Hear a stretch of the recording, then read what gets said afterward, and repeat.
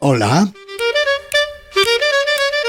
yo soy Enrique Varela y esto es un nuevo episodio de Varelalia Podcast. Varelalia Podcast. Varelalia Podcast. Varelalia Podcast.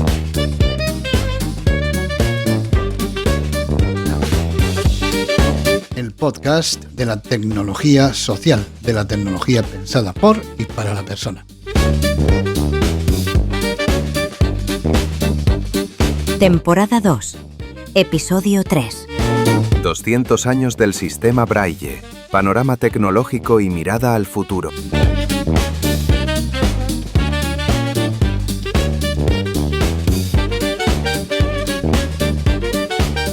Bienvenidos, bienvenidas a este episodio 3 de la temporada 2 de Varelalia Podcast, vuestro podcast tecnológico.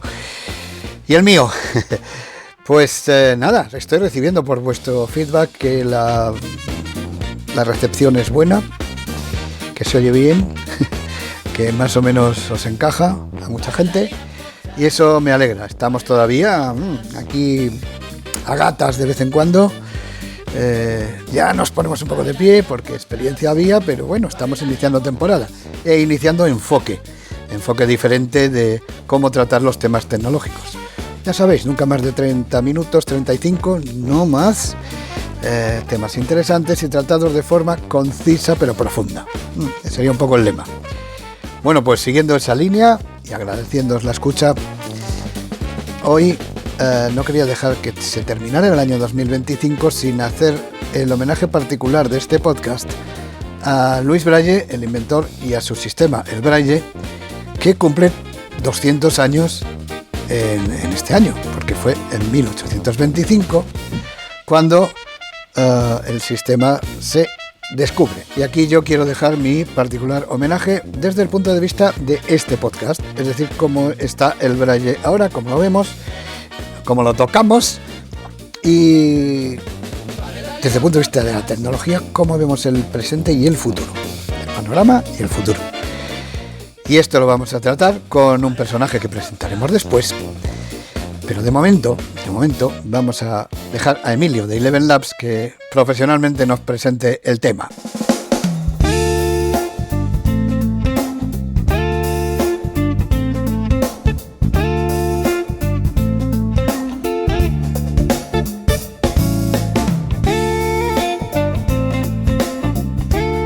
Hace 2 siglos, en 1825, un joven de apenas 16 años cambió para siempre la forma en que las personas ciegas se comunican con el mundo.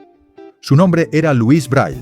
Braille perdió la vista muy joven por un accidente en el taller de su padre y enseguida comenzó sus estudios en una institución de jóvenes ciegos de París.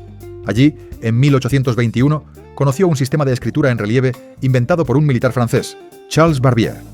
Era un método pensado para que los soldados pudieran leer y escribir mensajes de noche, sin hablar ni encender luz.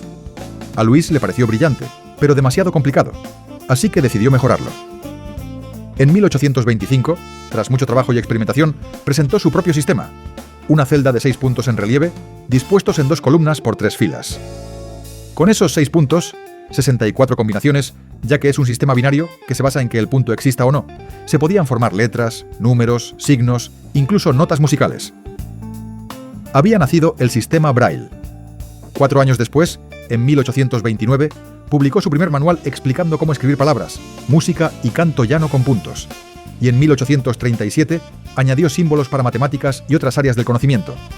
Muere en 1852, sin saber que su creación transformaría la educación y la autonomía de millones de personas ciegas, casi 400 años después de que Gutenberg, con el invento de la imprenta, había democratizado la lectura y la escritura, haciéndola accesible a todos. 2 años después de su muerte, en 1854, el Instituto Nacional para Jóvenes Ciegos de París adoptó oficialmente su sistema. A partir de ahí, el Braille empezó a extenderse. En 1860 llegó a Estados Unidos y en 1878 un Congreso Internacional de Educadores de Personas Ciegas, celebrado en París, lo reconoció como el Sistema Universal de Lectura y Escritura Táctil. Un siglo después, entre 1949 y 1951, la UNESCO trabajó en la unificación internacional del Braille, para adaptarlo a distintos alfabetos y lenguas. Durante la segunda mitad del siglo XX llegaron los primeros teletipos y máquinas de escribir, que sustituyen la forma en que se escribía antes, con punzón y regla, y más tarde las líneas Braille electrónicas, que hoy permiten leer en relieve los textos de un ordenador o de un móvil. En el siglo XXI, el Braille se va integrando en la vida de las personas ciegas, y elementos como relojes, electrodomésticos, ascensores, medicamentos, envases y todo tipo de interfaces accesibles cuentan cada día más con la presencia del sistema. Y ahora, en 2025, celebramos los 200 años del nacimiento del sistema Braille. 200 años de un lenguaje universal, de independencia, de cultura y de acceso a la información. 200 años de un invento que no solo enseña a leer con los dedos, sino también a tocar el conocimiento con el alma. En este episodio trataremos del presente y el futuro tecnológico, qué hay y qué no hay ahora, qué se prevé que pueda ocurrir para mejorar el acceso al Braille, a su enseñanza y distribución.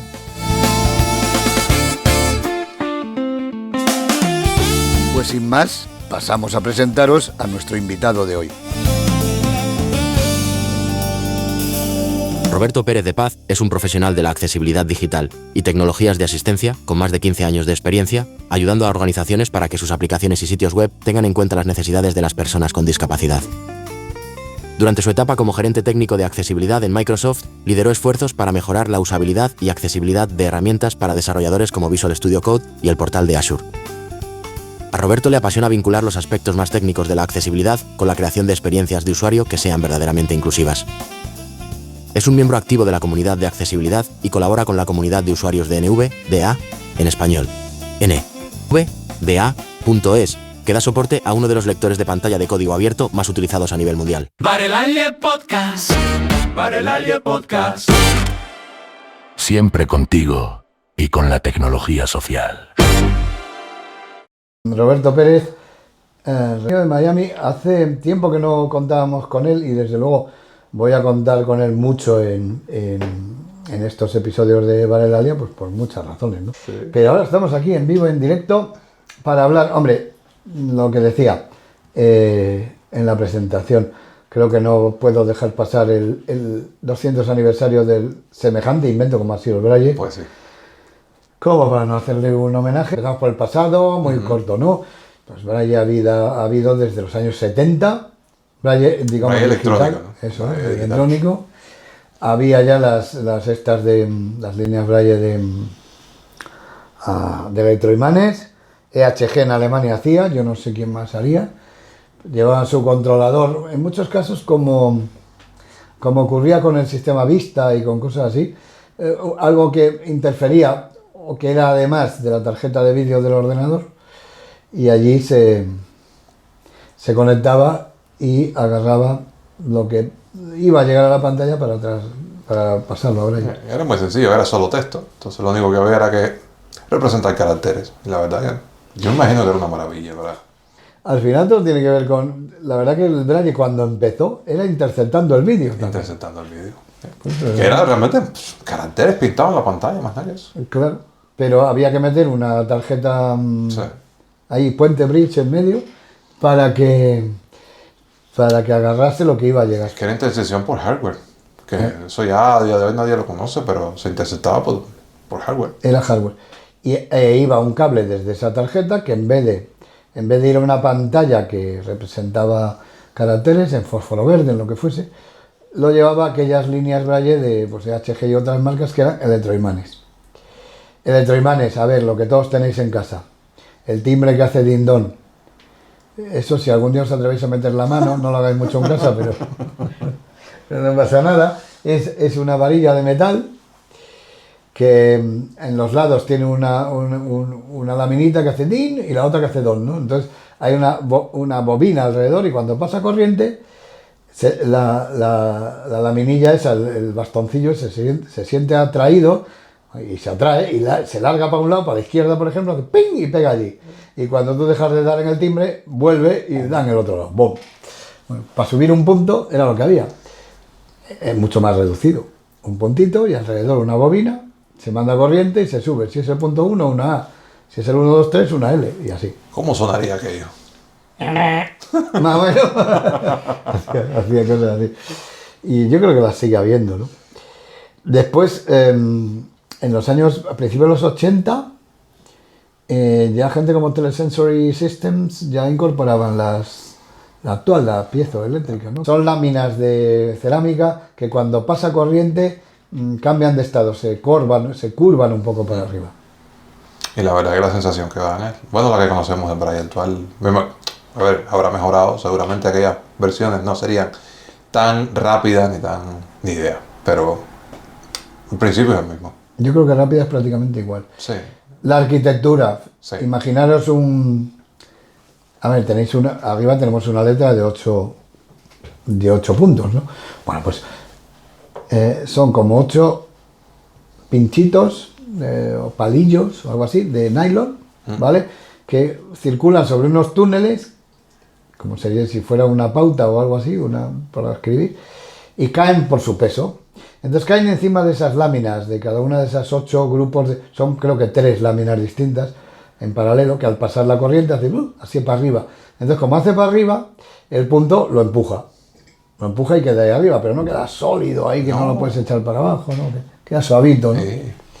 Eso es. Y yo creo que esa rover es la misma técnica que había, o sea, no ha cambiado, puede haber sido más rápida, más mejorado quizás la configurabilidad, quizás el relieve, claro, el diseño mejorado, pero wow, increíble que estemos usando la tecnología con más de 40 años. Y no ha cambiado. No ha cambiado. Ha cambiado quizás, bueno, lo que hay alrededor, los controladores que sean más pequeños, que ahora ya no son de puerto serie, sino que a lo mejor son de Bluetooth. O sea, el hardware que hay alrededor sí, pero cómo se mueve un punto. Eso es lo mismo. Me acuerdo la primera que yo usé fue una línea de HumanWare. Estoy tratando de recordar, una línea de 80 caracteres ya que yo llevaba ocupado la mesa entera. De hecho yo ponía todo el PC encima. Y a ver, los puntos sí diferentes, pero era lo mismo. La sensación de leer Braille se refrescaba, aquella línea de 80 se refrescaba de un viaje o sea, de un solo tirón. Y se trabajaba como ahora, lo que por puerto serie era aquello. Bueno, y llegamos a los años actuales en los que seguimos con la misma tecnología, es que no ha cambiado nada. Sigue siendo piezo, pues sigue siendo pues Bluetooth o bueno, Bluetooth básicamente, o USB-C o lo que sea. Ahí se conecta la línea y no ha cambiado en cuanto, estamos hablando de lo que es cómo se mueve un punto, no ha cambiado nada. Está la parte de los que quieren hacerlo barato, como es el caso de Orbit, que eso cómo va, esos son motores, ¿no? Son motores y eso sí, bueno, desde el punto de vista de percepción de usuario, es mucho más barato porque ya no tienes que usar una cerámica especial, no es un material especial, es todo mucho más mecánico, pero se escucha claramente cómo se va formando la línea. O sea, se escucha celda por celda cómo se van moviendo los puntos. Y mientras más grande, peor. Claro. Más ruido. Y toma más tiempo en refrescar aquello. O sea, tienes que parar de leer, esperar que refresque la línea y seguir leyendo. Exacto. Yo creo que lo que pasa debajo de eso es que hay un motor, pues es un motor de un ventilador, ¿no? Sí. O de un lo que sea, vale. Vamos a imaginar un servo. Lo que pasa es que en vez de tener un eje, un motor viene siendo una bobina con un eje en medio que cuando se le manda corriente aquello gira, porque no sabe por dónde escaparse y gira. Vale, pues entonces si el eje lo haces ovalado, ya no tiene una forma concreta, no tiene una forma redonda, cilíndrica, perfecta, pues si le das 2 posiciones, le das un poquito y gira, y debajo encima de eso hay un punto, pues de la misma manera que las celdas estas, las piezas lo levantaban, el motor ese también, porque claro, empuja. Y claro, la diferencia es que si quieres volverlo a su punto, que caiga por su peso y se quede en 0, si no hay cajetín en blanco, espacio, en vez de 6 puntos, pues o 8, tienes que darle otra media vuelta para que la parte del ovalillo que toque sea la baja, entonces el punto por su peso caiga. Yep. Es así, ¿no? Más o menos. Yep.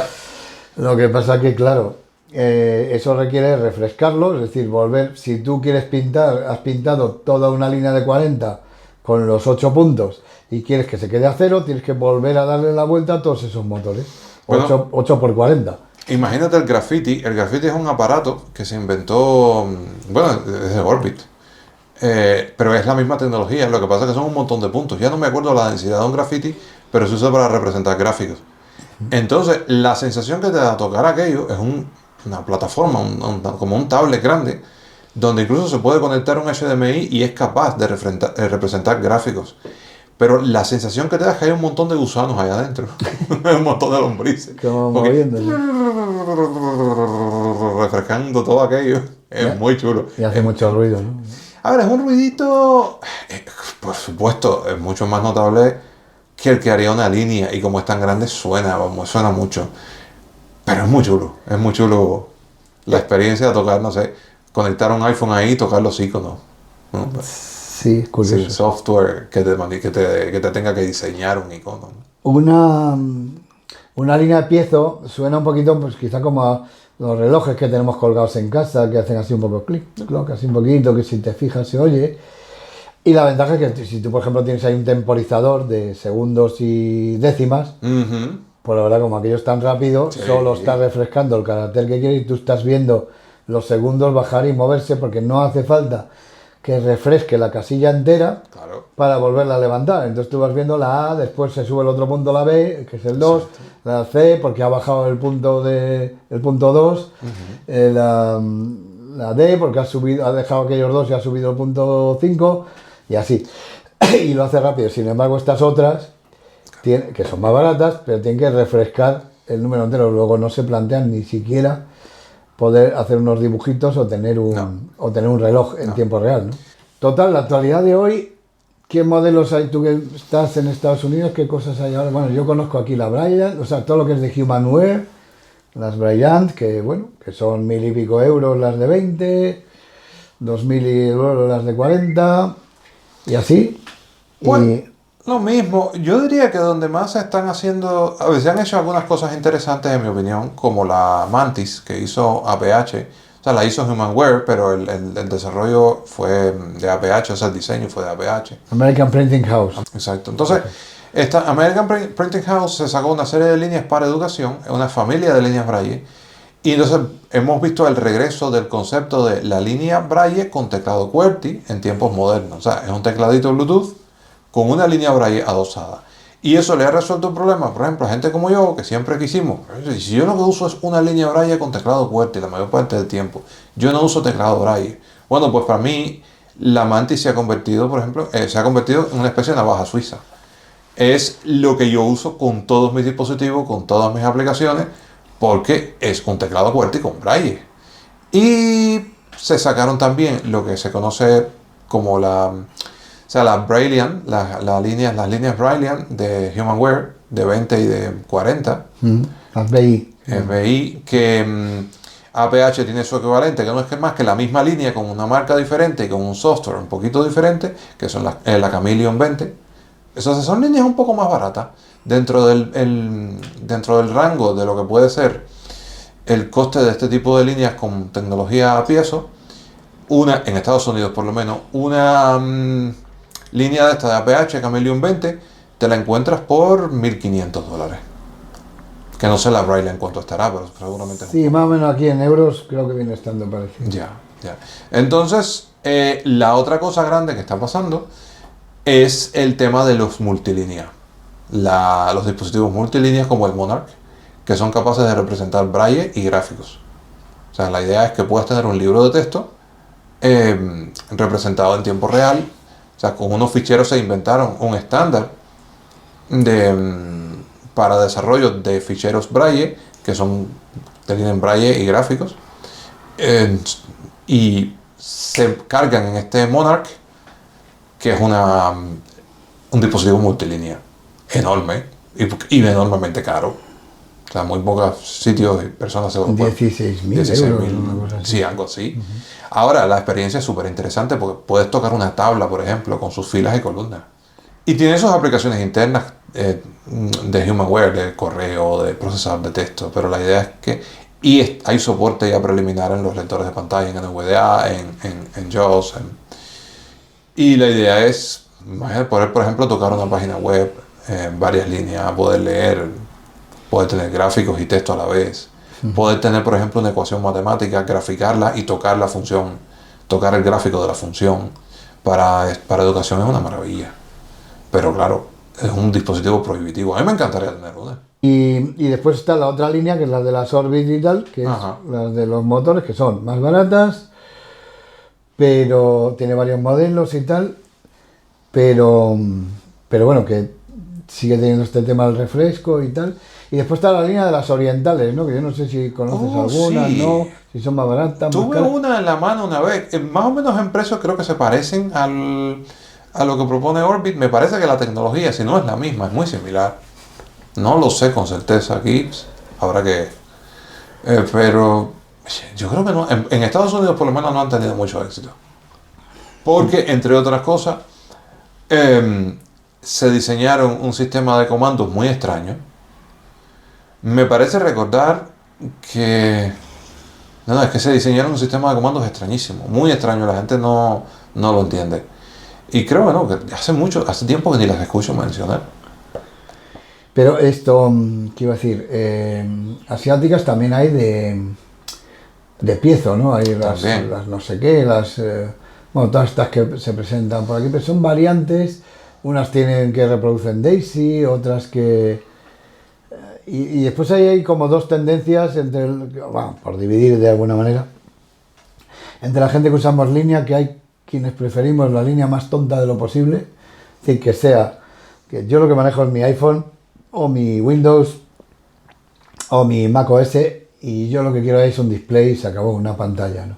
Yeah. No quiero que después tenga una calculadora, tenga no sé qué, tenga no sé cuánto, que realmente a mí el software de, por ejemplo, el Humanware no me gusta. Yo no tomo notas, yo no hago nada con la línea, yo nada más que la actualizo, no hago nada con las posibilidades que me ofrecen ellos, ¿no? Yo tengo una BI 20 y la uso en conjunción o con mis teléfonos o con el iPad o con el Mac, pero eso, lo que hago es manejar ese software, no me dedico a tomar una notita de no sé qué, que después la tengo que grabar en una tarjeta para después copiarla en otro lado, ¿no? Yo sí, por ejemplo, tengo la Chameleon 20 que tiene aplicaciones internas, entonces uso el lector de libros y uso el anotador. Y a mí sí me gusta porque es como un librito, o sea, la línea es pequeña, es de 20 caracteres y el formato, para lo que parece es una libreta de notas. Entonces es muy cómodo porque puedes tener ahí información a la que uno recurre con cierta frecuencia, números importantes, qué sé yo, lo que uno suele anotar por ahí en papel o qué sé. Y es muy cómoda. ¿Qué me pasa con eso? Bueno, mi línea Braille, aunque tiene Wi-Fi, que se puede utilizar para actualizarla, yo en realidad lo tengo apagado porque a mí no me interesa tener aquello conectado al Wi-Fi todo el tiempo. Lo que me pasa o sea, a mí me gustaría, por ejemplo, mi sueño es tener un PC con el formato con el Braille incorporado, pero ¿qué pasa con eso? Que estas empresas que diseñan ese tipo de cosas, a mí no me da confianza porque es un software que se actualice debidamente, que se mantenga debidamente, es excesivamente caro. Entonces al final prefiero que tenga aplicaciones básicas, lo mínimo, esto mismo, un anotador. La calculadora yo jamás la he usado, pero el gestor de archivos sí, y entonces tengo mis archivos guardados. Un libro porque te puedes conectar, o sea, fuera de línea, sin el móvil ni nada, levantas el libro que tienes metido ahí y te pones a leer tranquilamente. Pero es lo que tú dices, te pones a tomar notas ahí, como hago yo, pero depende de qué notas, porque si después las vas a necesitar en otro dispositivo ya no están. Claro. Es que ahí yo creo que han dado un buen paso los de... O sea, con Apple haciendo lo del Braille Access. Sí, un poco es resolver ese problema con tecnología de uso general. Después, hace tiempo, hubo una tecnología que por lo visto estaba basada en la misma que ahora, es piezo, pero habían diminutizado todo mucho y hubo una empresa, creo que era coreana, que no sé si sigue existiendo, que hace unas celdillas muy pequeñas, incluso llegaron a hacer un reloj con 4 caracteres. Cierto. Esa empresa ahora desarrolla un dispositivo que se llama DotPad, que es una especie de dispositivo multilínea. Entonces la parte inferior es una línea Braille, y Apple incluso lo estuvo vendiendo un tiempo, te lo podías comprar en un Apple Store, el DotPad La parte de abajo es una línea Braille, no sé si de 20 caracteres o de 18, no recuerdo. Y la parte superior es un espacio para gráficos. Entonces, por ejemplo, puedes tener un gráfico de un icono y la etiqueta del icono en Braille debajo. Eso lo hicieron ellos, es un dispositivo carísimo, no sé si anda por los $10,000 o algo de eso. Yeah. ¿Y cuál es el futuro del Braille? Es que no se ve que nadie esté investigando, que yo sepa. Bueno, sí, hay, Ahora hablamos de lo que hay, pero yo no veo un futuro muy halagüeño. Es decir, tendremos que seguir viendo este tipo de líneas, lo que evolucionen, si se puede hacer un poco la electrónica un poco más pequeña, un poco más grande, pero el gran problema del Braille yo creo que son dos. O sea, bueno, desde el punto de vista fuera de la tecnología es la pedagogía, cómo Exacto. se enseña y tal a las edades mayores, Exacto. que eso sería motivo casi de otro podcast, pero aparte de eso, la parte tecnológica, si no avanza, si la tecnología que se utiliza es muy específica, no nos pasa como con la voz, que ahora se utiliza hasta en aeropuertos o la gente para que lean coches, Claro. no sé qué, y entonces se abarata por la economía de escala. Lo de los piezos no se utiliza para nada. Claro. Y entonces, claro, somos 4 ciegos en el mundo. ¿Qué van a Exacto. hacer? Y si además de eso los ciegos usan cada día menos braille, porque se enseña menos, porque Es un bucle. porque la forma en la que la gente usa la tecnología cambia, se pierde el incentivo para investigar el braille, para desarrollarlo. Y eso es muy preocupante. Es curioso que hace 200 años, después de 350 o más, que fue el invento de la imprenta de Gutenberg, nosotros llegáramos 300 años tarde a lo que es el dominio de la cultura leída y no la cultura hablada, con lo que ello supone, ¿no? El acceso a la cultura y a la lectura y a la escritura. Y la tecnología que está haciendo avanzar todo, a nosotros no es que nos haga retroceder, pero como sigamos así, a lo peor volvemos a aquella época, ¿no? Ojalá que no, pero hay sí un tema con eso. Por ejemplo, para que se entienda lo que voy a decir. A día de hoy, si yo quiero saber si algo está bien escrito, si tiene sentido, todavía yo me lo imagino en braille. O sea, yo tengo una idea, tengo una palabra, yo quiero saber si está bien, yo la toco en mi mente y yo siento si está bien o no. O sea, para mí, mi relación con el texto sigue siendo fundamentalmente el braille. Hay gente que no tiene ese soporte. Lo que voy a decir, por supuesto, es una opinión totalmente personal, pero desde el punto de vista cognitivo, yo sí percibo la diferencia. No estoy hablando de la gente que ha perdido la vista de adulta, o no. Pienso en la gente que crece y se forma sin braille o con braille muy, muy deficiente. Yo noto que tienen en general más dificultades dependiendo qué cosa, que las que tenemos los que estamos alfabetizados. O sea, la relación que se establece con la información, la capacidad para... A ver, yo aprendí inglés con braille. Yo aprendí en paralelo a escuchar, a entender, a hablar y a leer, porque tuve la fortuna de tener acceso en aquel momento a una impresora braille y después tuve acceso a líneas braille. Si yo no hubiera tenido el braille en mi proceso de aprendizaje del idioma, yo conozco personas ciegas que pueden hablar inglés funcional, pero no lo pueden escribir. Estoy hablando de profesionales. No saben escribir. Porque no saben cómo está escrito. No saben cómo está escrito.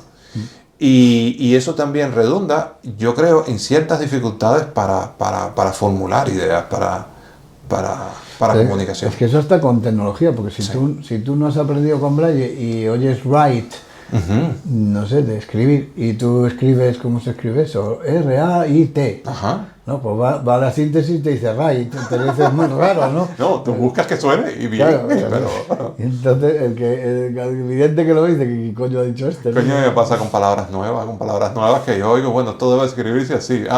Y suena bien, pero no se escribe así. Sonar suena bien, ¿sí? Pero sería penoso que volviésemos otra vez a... Ojalá que no, yo pienso que no, porque el mundo es diferente. Pero podemos llegar a una situación en la que nos veamos, más limitados, proporcionalmente hablando. Yo creo que la lotería sería que alguna tecnología que valiese para otras cosas, valiese para el braille. Exacto. Y nos pasase como con la voz, ¿no? Ajá. Al principio, no, Sí. porque la voz, porque tal, cual. O que alguna de las empresas grandes se saque una tecnología, por ejemplo, para experimentar la realidad desde el punto de vista sensorial, quizás para experimentar relieves en 3D con juegos o para, yo qué sé, y que eso se pueda aplicar también para formar braille. Imaginémonos, por ejemplo, un iPad que de pronto pueda tener braille en la pantalla. Claro. O pueda producir la sensación de lectura braille en la pantalla. Eso desbloquearía el tema tecnológico. Mi esperanza está en la áptica y una vez más en la automoción. Es decir, muchas cosas han venido de la automoción La gente tiene necesidad de saber, cuando lleva el volante de un auto o de un coche, pues saber ese botón, no tener que mirar dónde está, sino que lo note. Y todo ese tipo de cosas, hay muchas empresas que están trabajando en eso. Y el tacto, incluso para la gente que ve, es más importante de lo que la propia gente que ve se imagina. Y por tanto, pues de ahí pueden venir cosas. Pero claro, tienen que venir. O sea, no han venido ni yo las veo en el horizonte cercano. No, a nivel de investigación, mucho. En la realidad, cosas que estén cercanas a comercializarse, no. Pues Dios bendiga a Louis Braille y a su invento, pero no dejamos muy bien el tema, ¿no? Desde el punto de vista tecnológico, yo qué sé. Bueno. Yo es que lo veo así y así lo cuento. Pero ojalá tenga que hacer un podcast en febrero que me diga, oiga, me he equivocado. O alguien me diga otra cosa. Pero lo que hemos visto, y nos hemos documentado bastante antes de venir aquí, sería un rollo y prolongaría esto mucho contar lo que hay.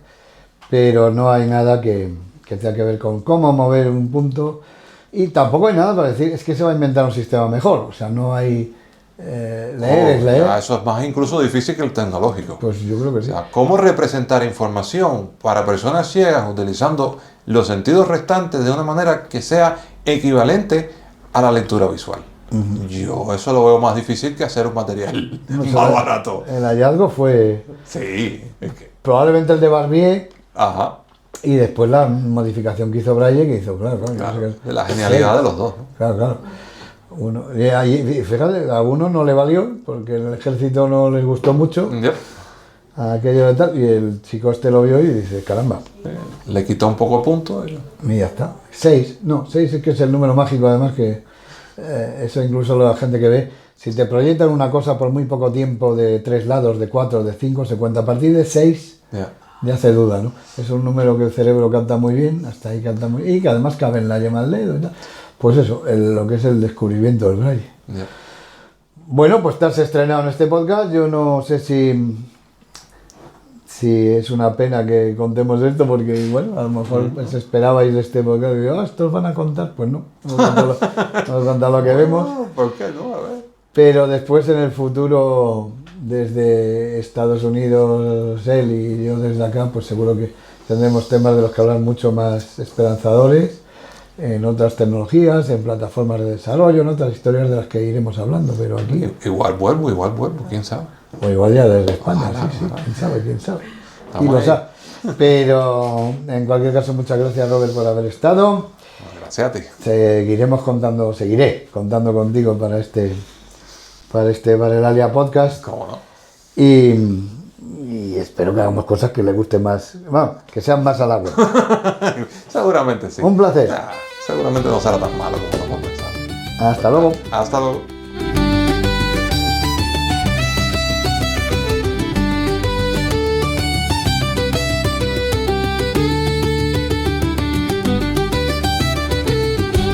El feedback es el premio de los podcasters no comerciales.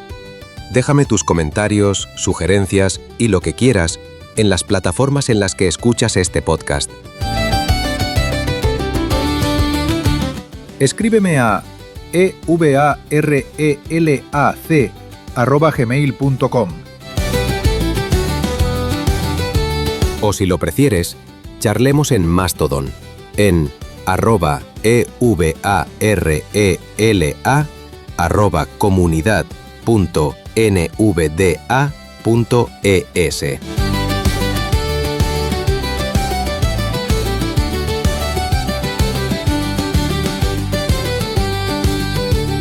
Pues hemos llegado al final. Espero que os lo hayáis pasado muy bien con nuestra visión del sistema Braille.